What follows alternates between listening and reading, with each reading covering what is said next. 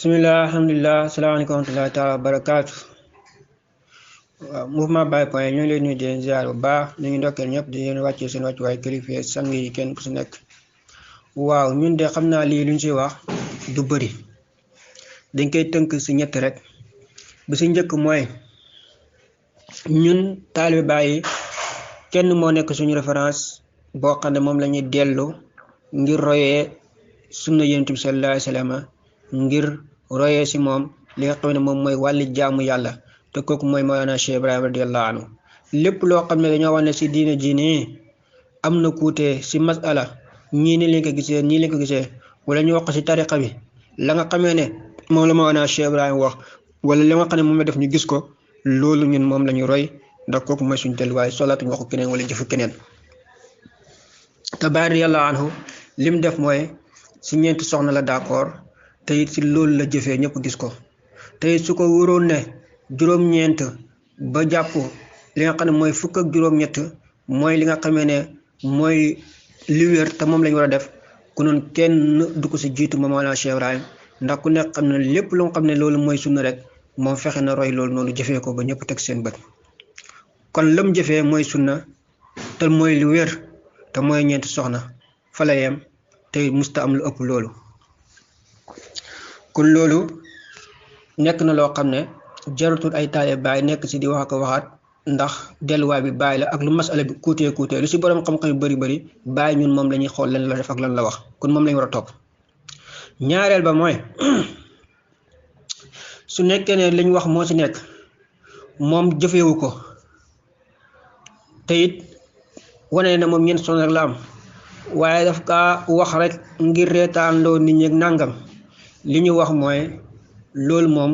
jëfi ñu dof la loo xam ne doo ko def te doo ko mës a def te xam nga ne baaxut jarul nga si ñaan digal te lépp loo xam ne yaa ngi si ñaan digal mooy bi maanaam bëgg kaa def mooy suñ la ko joxee kun danga ko def suñ la ko teree danga ko bàyyi kun bëgg def ba nga ko bëgg a def moo tax nga ñaan si ndigal suñ waxee nag moom loolu jublu nekk doon jubluwaayam waaye dafa bëggoon da kaa defoon rek ngir jàngalaat nit ñi wala ngir delluwaat nit ñi si téere yi wala ngir reeroo nit ñi reetaan dama ne loolu jëfe ñu dof la te xalifa ak yàlla nag du dof xalifa ak yàlla du def jëfi dof tamit. beneen bi may daanelee nag mooy su nekkoon tamit ne xilaafa gi nga xamee ne moom la ootee moom mooy lu dëgg te mooy lu wér